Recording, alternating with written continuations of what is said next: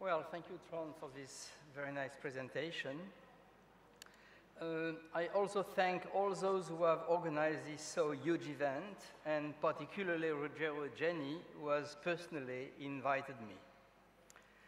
I hope, considering what has been said yesterday morning, and mainly the sophisticated arguments developed by my old friend Francesco Casetti, with whom I disagree only on the use of the word cinema, I hope not to appear as an already disappearing dinosaur, which means that the desire to maintain clear distinctions should not be considered in itself as reactionary.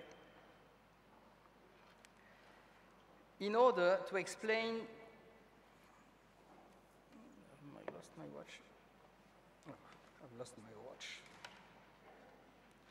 So in order to explain the way in which I consider today's more and more problematic relations between the moving images of cinema and the other moving images in works of contemporary art, I must come back to the important exhibition Passage de l'Image, of which I have been one of the three curators at the end of the 99th, with Catherine David and Christine Vanache, both curators at the Centre Georges Pompidou in Paris.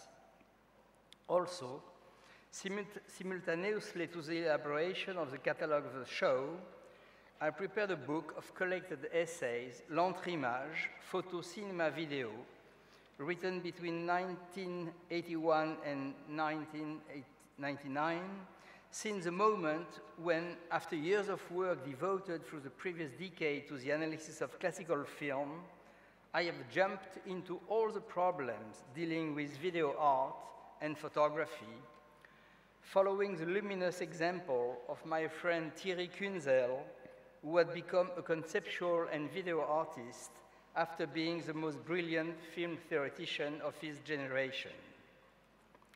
Passages between images, as I understood them, without coming back to the paragone through the visual arts of Renaissance, have existed mainly since the apparition of the moving image and the invention of cinema.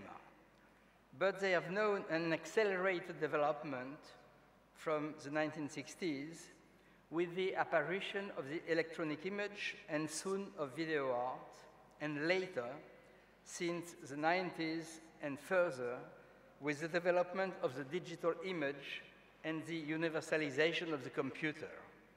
I have used in the catalogue of Passage de l'Image the scientific metaphor of the double helix schema, which is the image of the genetic code, to distinguish two great categories of passages, which can be as well properly specified than considered acting together in a general process of mutation of the analogy of the image. The first category of passages concerns a tighter and tighter relation between images which move, film, video, and those which do not move, photograph, painting.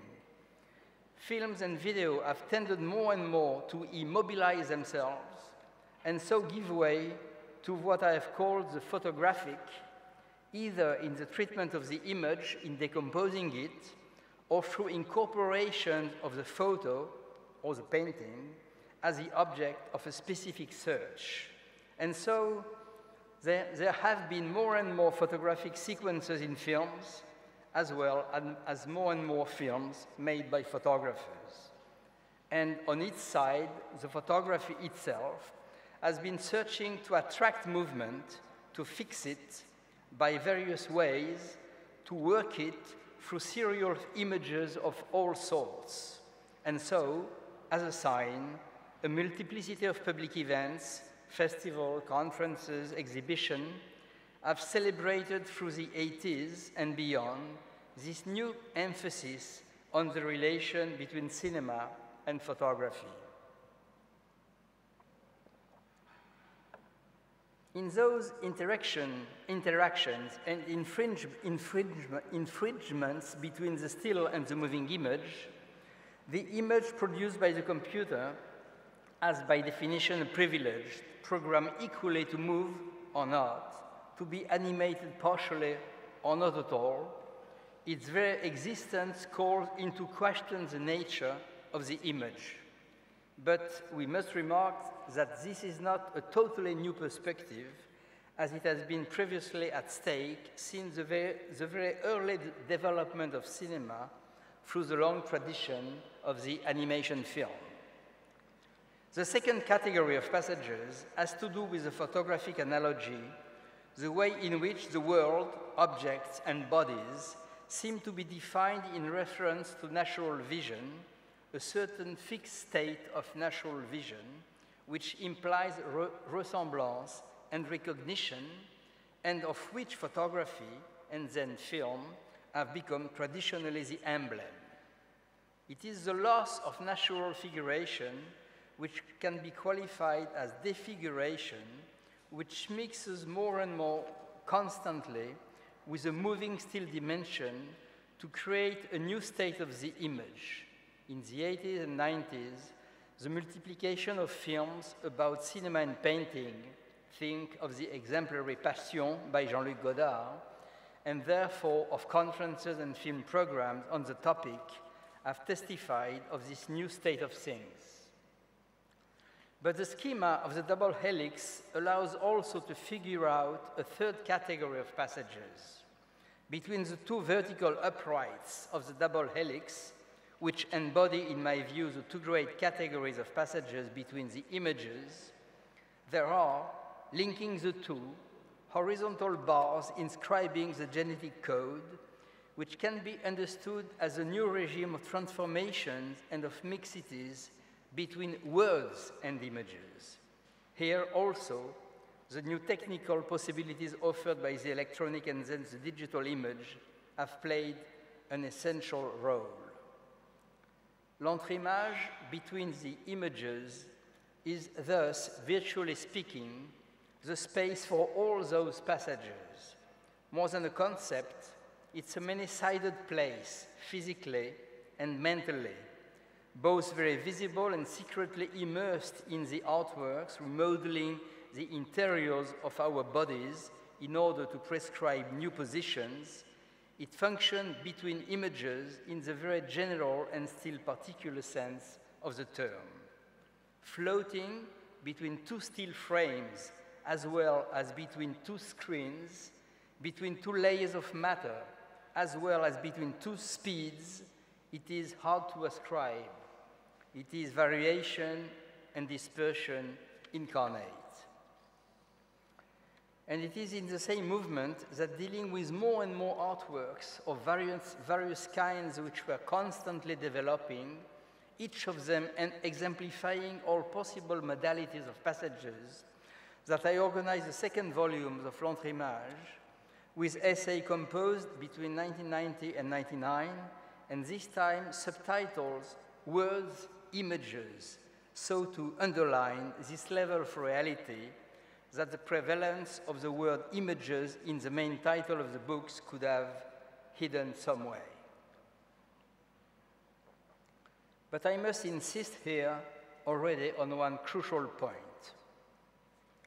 In spite of the precise qualification of the works determined by their belonging to each media, photography, film, videotape, video installation, I was then not so much obsessed by the problem of the dispositif in which each work was presented, because this seemed naturally predetermined by the nature of each work. For example, when we organized Passage de l'Image, we had on one side one large exhibition space devoted to the photographic and video installation, with a special location for videotapes viewings shown on monitors at this time, and on another side, a very large selection of around 140 films of all types and all lengths, narrative, silent, experimental, etc.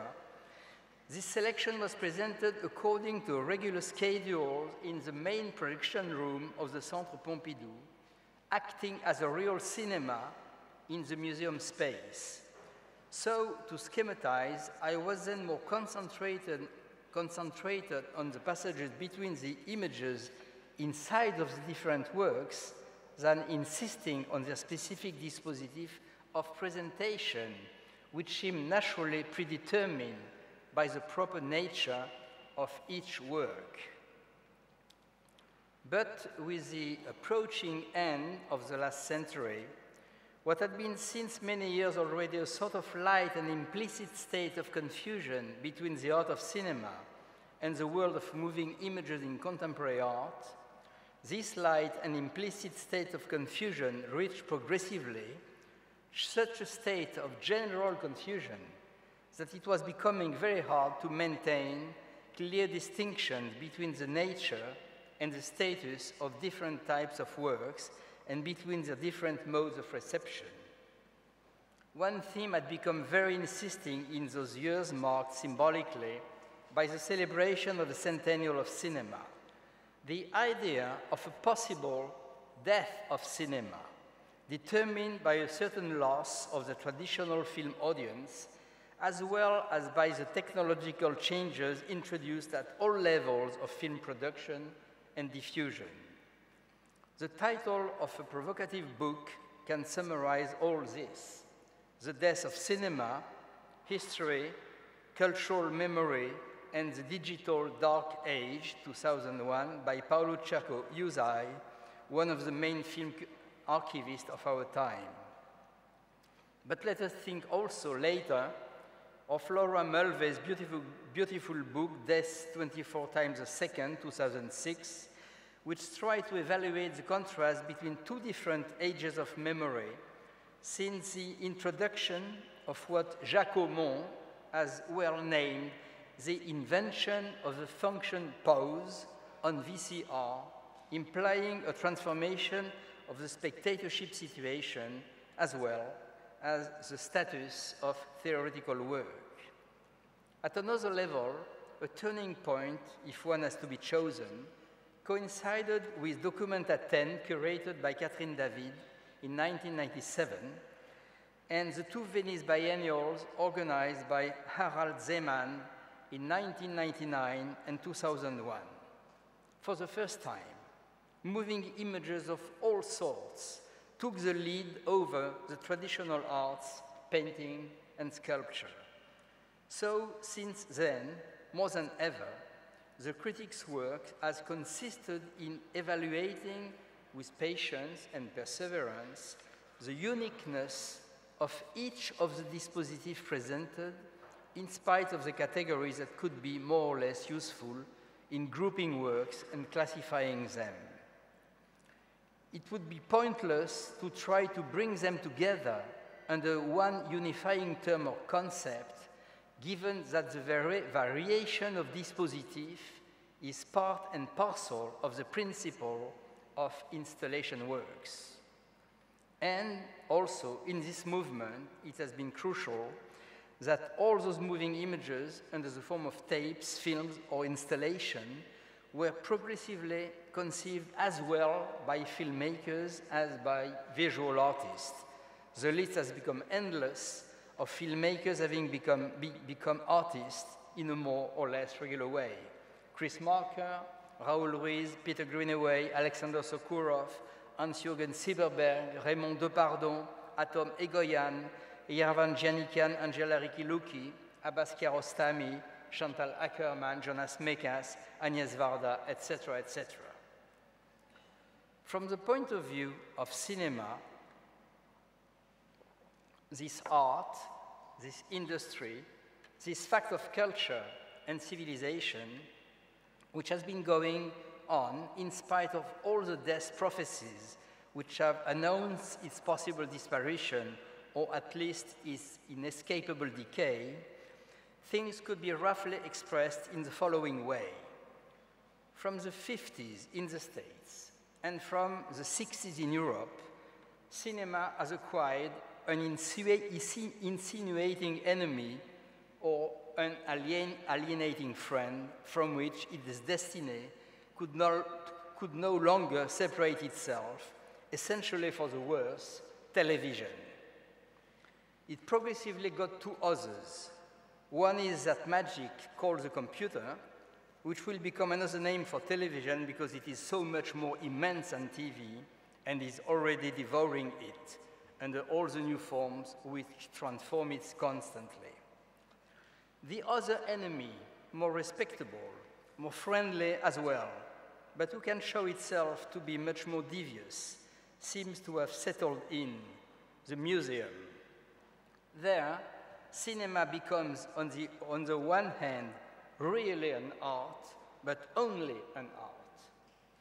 On the other hand, it transforms itself there into unfamiliar and lessly mutating dispositif, where cinema disappears to itself under the guise of reinventing itself under other names.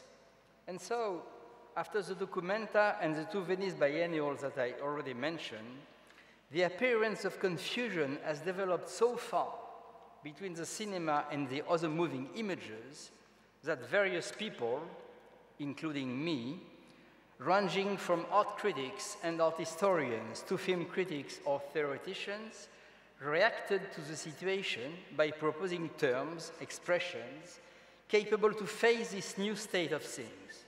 Exhibition cinema, third cinema, digital cinema, post-cinema, enlarged cinema, expanded cinema, giving a new life to the term proposed already in 1970 by the utopian views of the American Jean Youngblood. On my side, I proposed d'un autre cinéma, of another cinema. I opened this essay, which I wrote in 2000 after the shock of the first Zeeman Venice Biennial, by a virtual comparison induced by a fog installation by Anne-Veronica Jensens.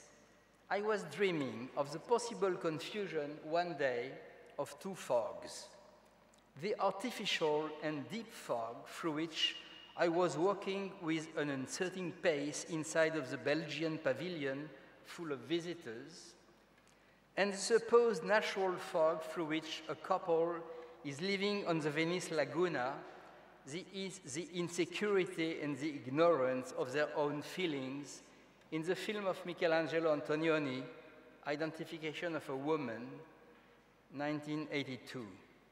Could those two fogs, so different in the way they affect on one side the film spectator, on another side the gallery or museum visitor, one day could they become closer, not to say the same, but provide the illusion that they would participate of a common mental and physical space?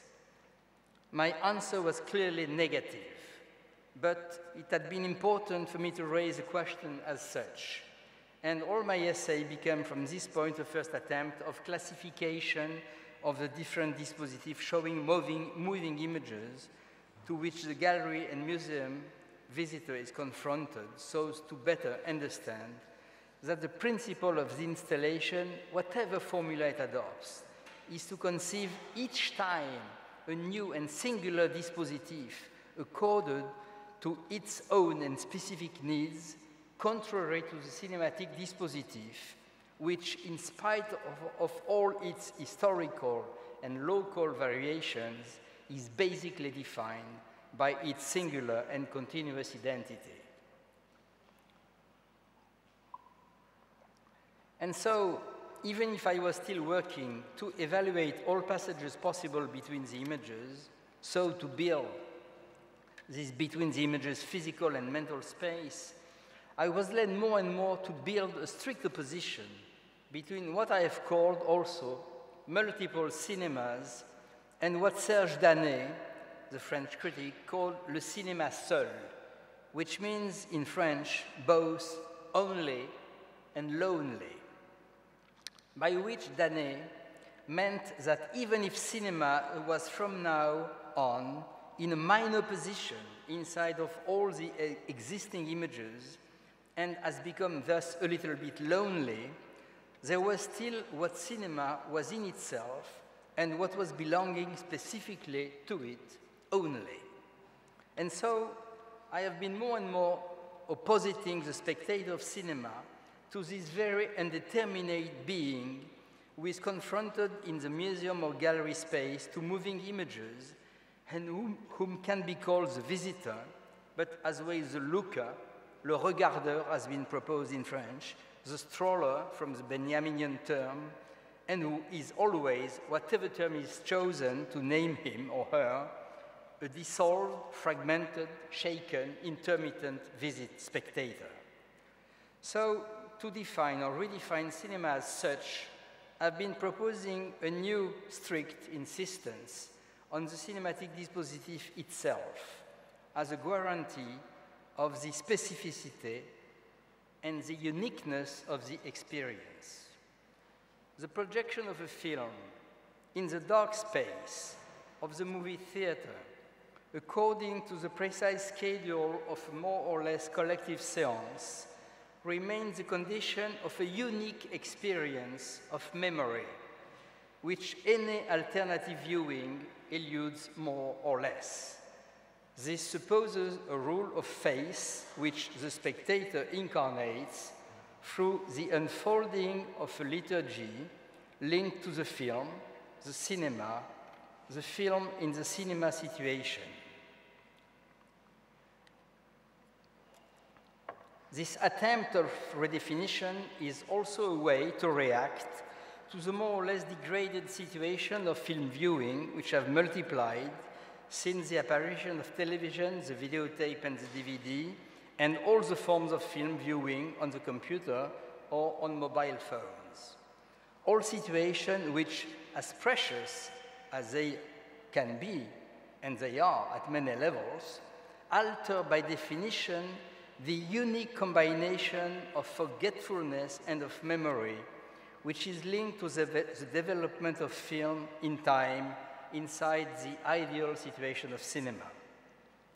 About this, I can only remind, for example, the verdict of Chris Marker in his CD-ROM In Memory, inspired by some words of Jean-Luc Godard. Cinema is higher than us. It is that is to which we must lift our eyes. When it passes in a lower object on which we lower our eyes, cinema loses its essence.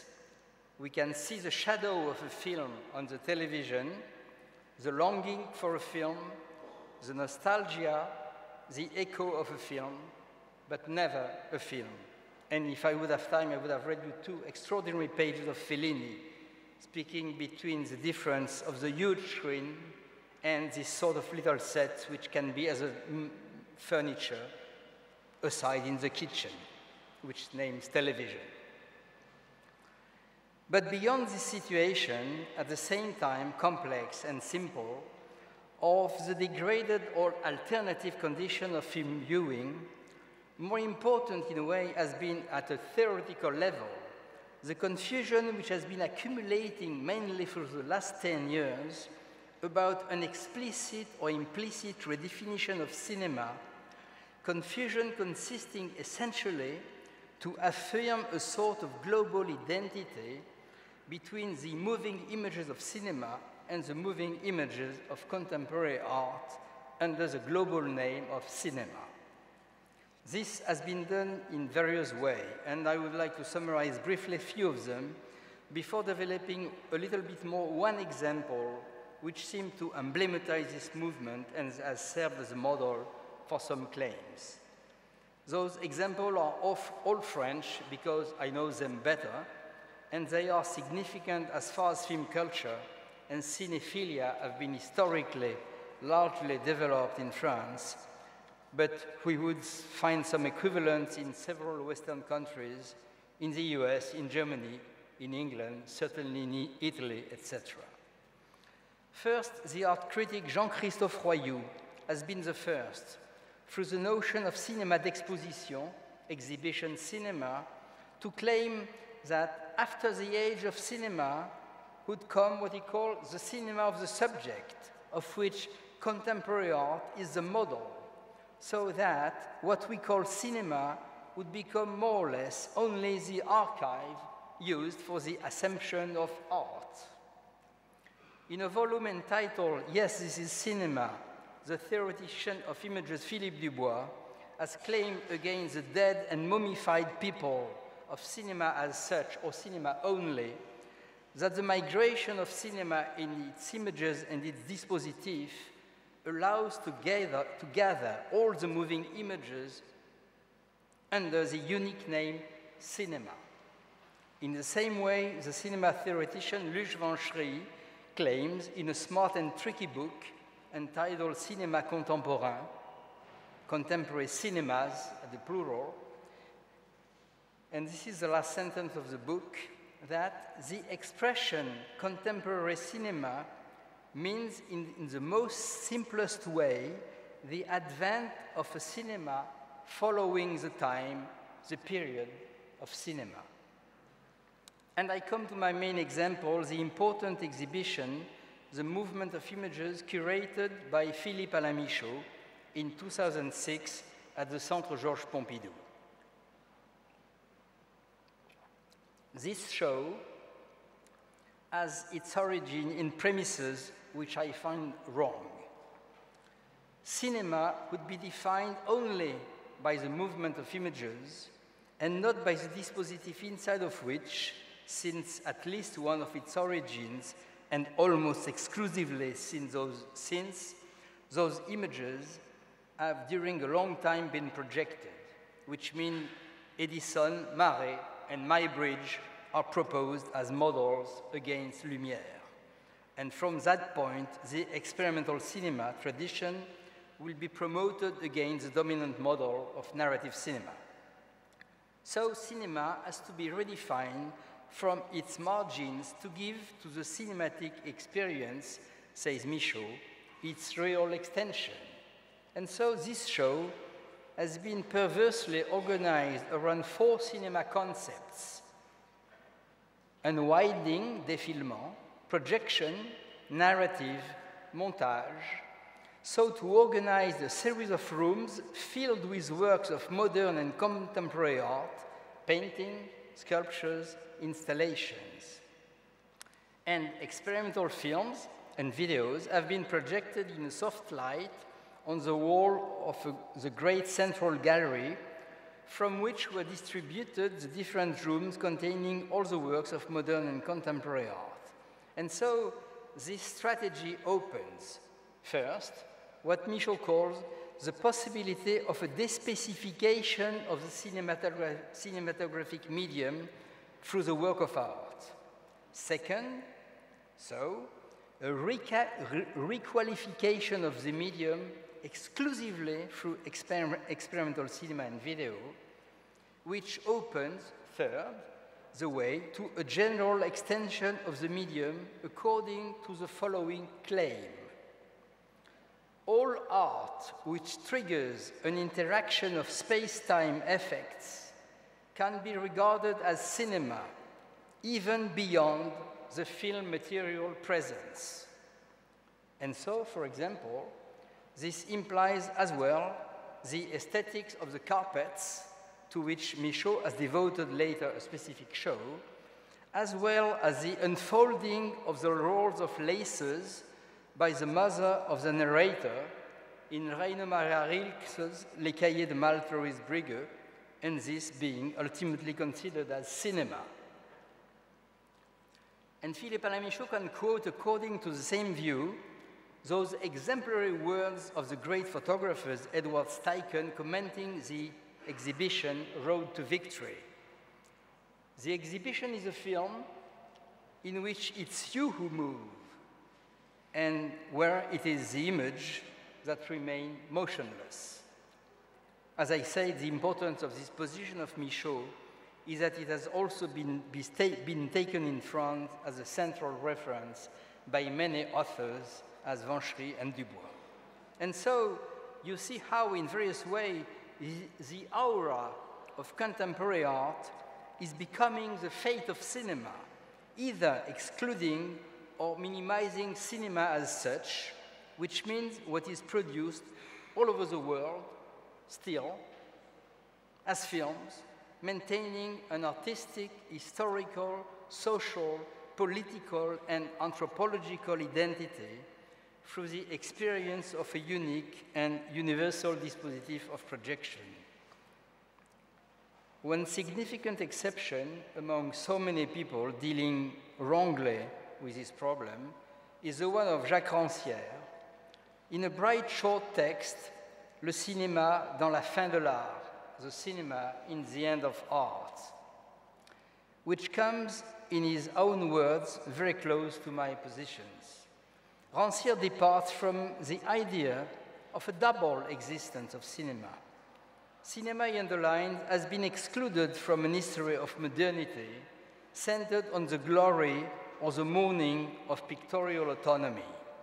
Cinema is by excellence the ambiguous art capable to mix up all ages, to identify the old prestiges of the combination of actions and of characters with the new affects of presence, of light, and of movement.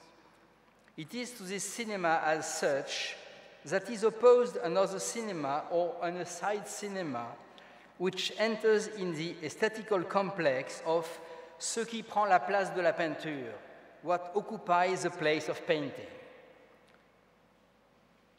And so on, I quote Rancière, in all this, we must see neither the accomplishment nor the death of cinema, but only the development of this singular situation, a side cinema which carries on its bachelor career, is expanding a disseminated and metaphorized cinema obsessed by this blurring of the frontiers of art, which has become in itself an art.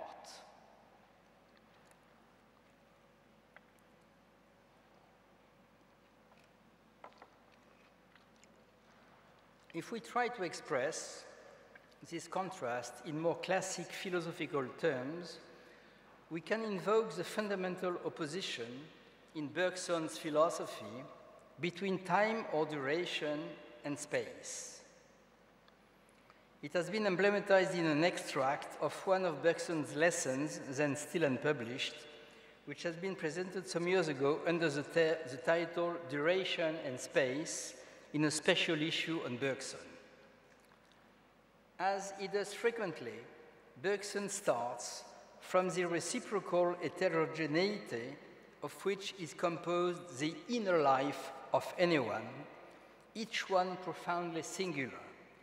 He magnifies the idea, I quote, of as many durations as there are and as we might imagine of consciousness animated by different rhythms, unwinding, blossoming, in a way leaving their content, and asking himself how it happened that all this has been possibly deformed under the eyes of reflection and intelligence, he concludes, we never perceive in a way this duration in its natural state. We never perceive it in itself. We perceive it only through a veil which intervenes between it and us, and this veil is space. And this, because space, theater of our action, theater also of our representation, space is the environment in which we represent ourselves time, and which, for this very reason, obscures it, and in any case, distorts its originary characters. I know it's risky to use so general proposition for specific situations, but philosophy might be able to suggest analogy out of itself, mainly a philosophy which tries to testify so specifically about living experience. When I hear this opposition so consistent between time and space, and the loss that space seems to introduce in time, I am thinking of all those spaces in which are projected moving images displayed in time.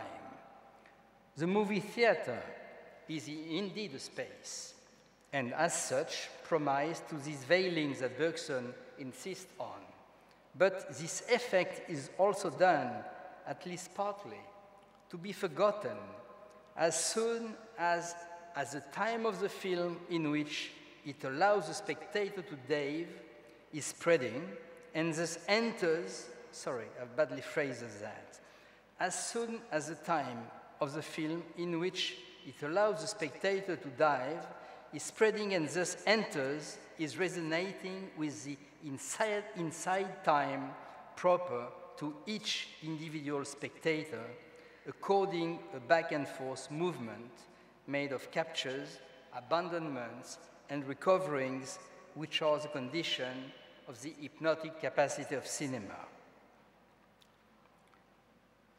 And without mentioning all the various prostheses which allow an access to any film in more and more numerous spaces, as this is happening at the expense of a more or less high degree of the fragile attention to which the film projection owes its dimension of experience regarding time or duration.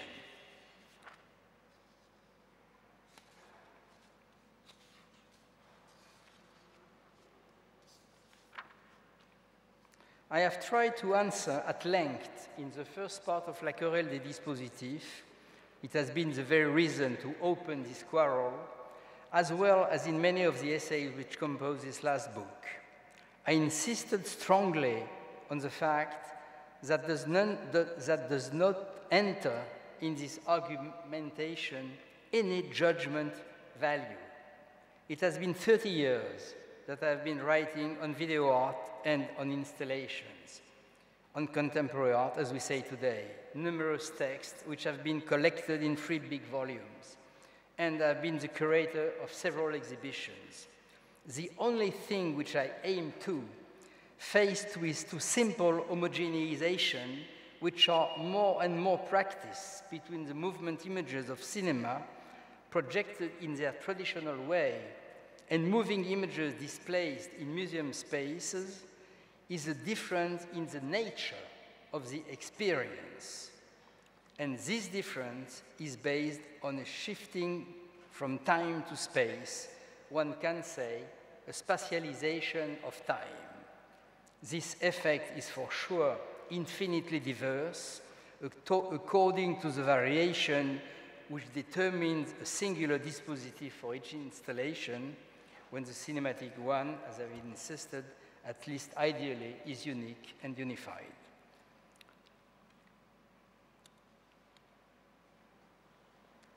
It's moreover the reason for which great artists like James Coleman or Bill Viola, for whom the idea of pure duration is so essential that the fiction of cinema look for them as concession to a spatialization internal of the films themselves, have chosen very precise strategies that they impose to their visitors.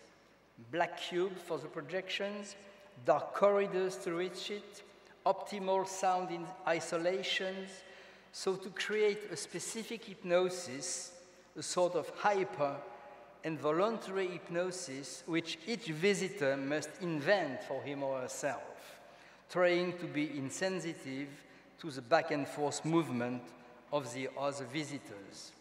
Because it is clear that the visit of exhibition becomes for so many people a deambulation in space to the detriment of the experience of time, which some works looks for, without mentioning all those in which the intense valorization of space is operating to the detriment of time.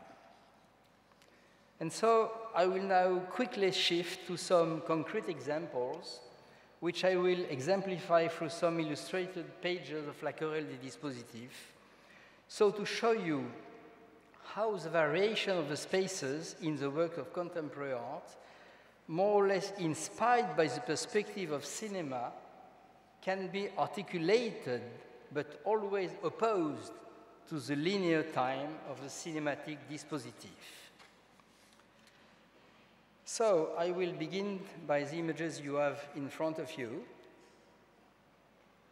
This installation of Janet Cardiff and George Burham Miller, called the Paradise Institute, 2001 in Venice.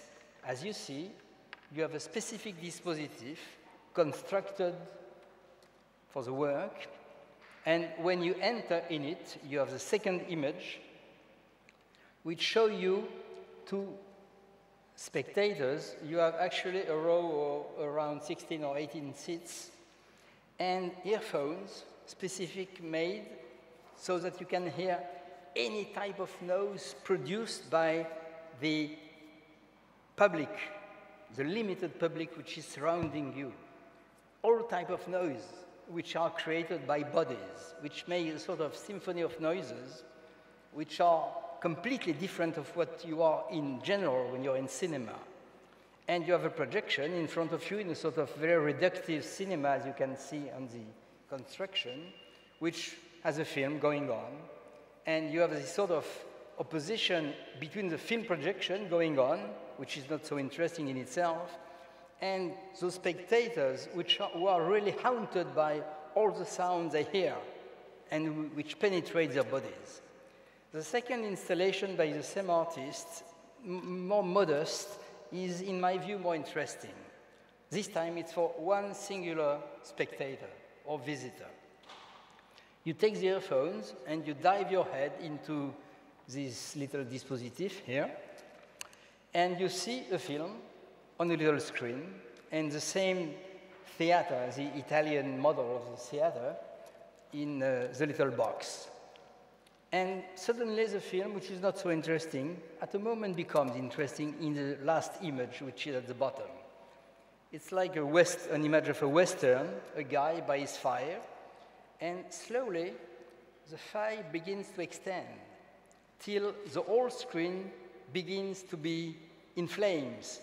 And what you are hearing in your earphones is what's happening in a simulated but real movie theater in which the fire would be declared, and all people shouting, crying, running to get out of this damn box cinema in which they are threatened to die, to death.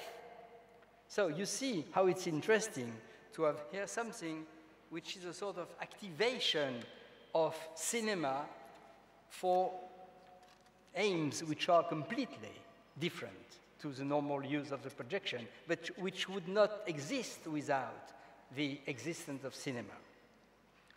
Take after that the installation of Zoe Bellow, an American artist, called The Influence Machine of Miss Natalia A. 2001. It's really hard to describe. It's also for one person, one visitor who sits in the armchair, and just the moment he sits or she sits and just make a movement with the body, he or she sees that all the images that you see in this drawing on the ground are just moving, like in a 3D situation. The image is moving with your body if your body moves, which is special type of 3D this time, because you activate it yourself through your body. But more than that, you have this little screen here, in which you have a rod in your hand, and each time you touch the screen, a short film starts, 30 seconds. It's the film of which you have the photogram on the right page. Those films are a mixing of medical and political film of the 30s in Germany, experiences, etc., and which are all dealing with magnetism, hypnosis, psychological processes, etc. But the important thing is that you are yourself becoming the projectionist and the editor of each of these films. And so you see how a work like that is exemplary of the way it could not exist if cinema was not the model for it, but reinvent cinema to create something which is nothing in a way related to cinema through the experience that this unique spectator gets. Here on the left is an installation by Bill Viola called Tiny Death. Dark room, you enter, and either you are completely in the dark or you have a luminescent body, like the one you see on the bottom, on the screen. and it reverberates on the free screen, the free walls opposite to the wall by which you enter yourself. This image is made of a sort of apparition out of the dark of bodies, men, women, children, whatever, who suddenly go to become whiter and whiter till the moment they literally explode in light, so that the cube becomes just white and luminescent in the same way it was obscure at the beginning. And it goes on and on and on. Second work, which has a connection with this installation of Gary Hill called Tall Ships, same dates, which is a long corridor in which you walk, and each time you walk and you approach one of the 18 creatures, which are vaguely designed as a luminescent trace on the wall, if you approach, the creature becomes bigger, like a real being, and begins to look at you, a pure apparition of light, which disappears when you move a little bit and go further. And so you are creating yourself, the apparition of those human bodies, in something which has a connection with all the fantastic films, if you want, in which you have shadows and bodies, etc., but in a very different way, as you can imagine, because you are creating yourself the thing, till the moment you are arriving at the end of the corridor, and where you have this little girl, which suddenly, if you walk close to her image, just opens her arms and comes to you. And so you see how this interactive situation, which would not exist without the moving image of cinema, has nothing to do with it at another level. Okay, let's go to this installation on the right, because I have no time for any of them, which is very interesting because it has been built as a sort of little cinema. A cinema for 12 or 14 seats, in which the red light indicates that you can't get in because the projection goes on, and the green light, sorry, that you can enter. And what you assist to is a story, a real story, which strangely is projected, but without images, only with words. And this story narrates the tragical case of this South African photographer who has been the one who has won the Pulitzer Prize for photographing this little girl in Biafra, waiting, starving to death, and waiting to be devoured by a vulture. And the photographer has been accused to make the photograph instead of helping the little girl and bringing her to the Red Cross. He committed suicide some years ago, maybe for that, maybe for other problems. And this is very taking you can have even the illusion you are seeing things through those words which appear like on a computer, telling the story in a very strange way. And you just have one image, which is the time of the duration in which the photography has been taken by the photographer. You suddenly have the flash of it in a very bright way, which completely perturbates your vision and disappears. And the rest of the so-called film is the story of the photograph, which has, from then, entered in the collection of Bill Gates. So you see how the dispositif of the film is mimicked in many ways to create something different, specific, which has nothing to do with cinema. This case is interesting because it's theater. It's Frank Castorf, the great theater director, was conceived a spectacle which is an adaptation of a novel of Dostoevsky, and created it. The images are not good, but it was very difficult. The bottom image is the one of the theater, the actors playing on the scene, and the image on the top is a screen which is installed on the cube of the theater, and which permanently during the whole representation is showing three types of images. First, images of publicity, porno films, whatever you want, of trash images. Second, images of the life in Berlin, in which the spectacle has been created, of the daily life. And third, the action going on the stage, which has been shot by a video system inside of the set, so to project on the screen what is happening between the actors. But you see how it can be different, because you suddenly have a close-up, for example, in this image. And this is a very perturbating situation, because you are constantly divided between becoming a sort of film spectator, which you can't become, because you are completely divided between the two spaces of the screen and of the scene.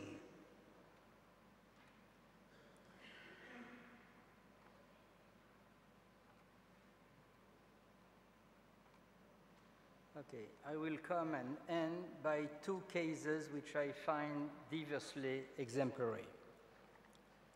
You recognize on this page the famous installation of Douglas Gordon, 24-Hour Psycho, which has been one of the first installations to rework in a very inventive way the dispositif of projection of film by extending the time of Psycho by Hitchcock to a so-called silent film of 24 hours, which means by itself that you never know, and without any prescription about the moment in which things are happening, which means that every visitor who would like to go there just to see the shower sequence never gets to it precisely.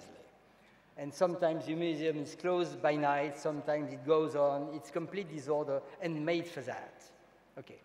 This installation seems to me to be a sort of indirect homage to our activity of film analysts of the 70s, because what we were doing at this time, it was just stopping the images to know of what they were made. And for me, it's important because I can trace a sort of coincidence between the fact that I have been one of the first people dealing with the stopping of images to the aim of analytical theory and my interest for installations later. And Douglas Gordon has since done one work, one of the two works which I want to show you and which is completely exemplary. He has created a work called a K364, a journey by train. K64 is the name of a symphony of Mozart for two instruments, violin and alto. This work has the unique, not unique because there are other ones, but this very strong interest to exist into two forms. On one side, it's a film. I have seen this film projected in the great movie theater of the Centre Pompidou in Paris, and it has been selected by Marco Müller in a selection of avant-garde films in the Venice Film Festival, which is cinema itself, if you want. It's a film of 1 hour long, which has two parts. The first part describes the trip between Berlin and Poland of those two artists, performers of music, who are both Israeli, Jewish, and dealing all the trip long. You can imagine how metaphorical can become a train leading from Berlin to Poland, dealing with all the concentration camps, the Shoah, etc., etc. It's a very strong, and the images of the pool that you see there, it's a pool which has been created, it's an old synagogue which has been transformed by the Nazis into a pool and still exists today as a pool. The second part of the film, which is the images you have on the right, is the execution of the Mozart symphony. It's a double screen, as it has been shot with two cameras reversed. It's fantastic in terms of the effect because you have always a feeling that the musicians are just going one inside of the other one. And for me, it's the most extraordinary experience of hearing music that I maybe have ever lived through cinema. This film is 1 hour long. It's a film projected in a film situation, as a film. But as Douglas Gordon is basically an artist, he has also conceived this work simultaneously as an installation, which has been presented at the Gagosian Gallery in Paris, and in London, sorry, and this time in 2 screens, which are also reverberated by the fact you have mirrors in some walls of the gallery, and you have multi-screens. And the effect is completely different, because in the film, when you are hearing the music of Mozart, you have in your head the memory of the dialogue of those 2 guys acting together for their music, loving themselves, but having had in the train those heavy discussions about the extermination of Jews during all the trip. And the 2 things are superimposed in your mind. You have a sort of acting memory working, which is only conceivable through time, which means the time of the projection of cinema. In the art situation of the gallery, it exists also. It's said, you can feel it, you can get things, but it's different. You are fragmented, you are visiting, you are just passing by, you are in front, you turn around. I mean, you just are a visitor, and you can't have the same experience. But the magic thing is that he has conceived, Douglas Gordon, the 2 things together as the will to be at the same time an artist and a filmmaker, and not confuse the 2 things. And my last example will be the same thing by another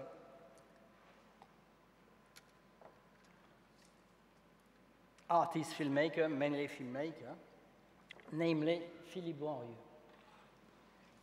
who is a filmmaker, French filmmaker, and a great one. He had the desire to have a film made with a close-up of a complete being, which is in itself contradictory. You were thinking of this wonderful painting of Cranach, in which you have just a vertical image. So he imagined to reverse his camera and to shoot one very singular film with dancers, a man and a woman, and there are 2 or 3 sequences a little bit different, but mainly it's a sort of film performance of extraordinary action of bodies, naked bodies, approaching themselves, linked one to the other one, and during 1 hour, living their pure life of bodies. And it's a film with a screen, a normal screen, which is inhabited only in the center. And during 1 hour, when you see it, it has been also presented in 1 or 2 film festivals, you see it as a film.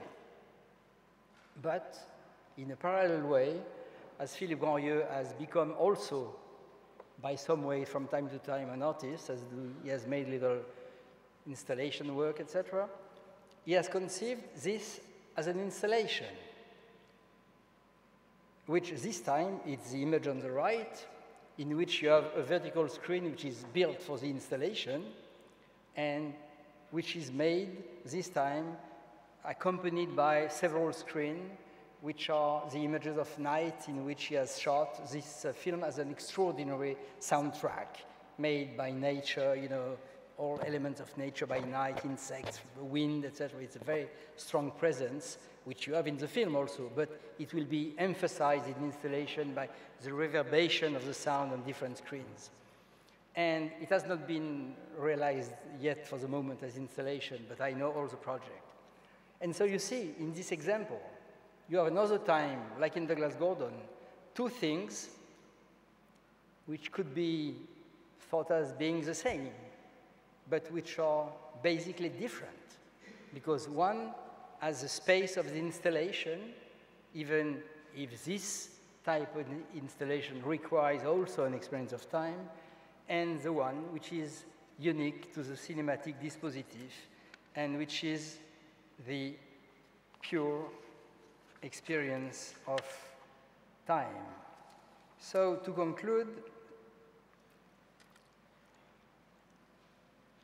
I would say that I do not ask anything more to cinema. Could it be one day led to disappear under the form that we have known?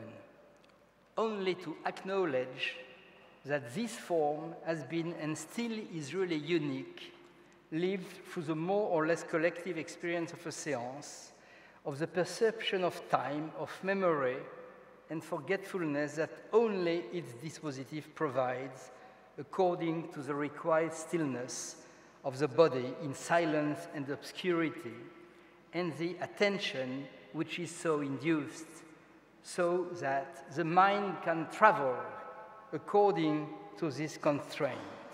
So I am asking nothing more, but nothing less. And there could be one way, maybe, to remember that Robert Bresson and Jean Cocteau one day preferred the term cinématographe to the term cinema. In their mind, it was clearly to make a distinction between cinema as art, their personal art, and the common world of cinema. But in another way, it could be interesting that it comes back to the Lumière model, which has been, in a way, the sort of ideal beginning and continuation of cinema. Thank you.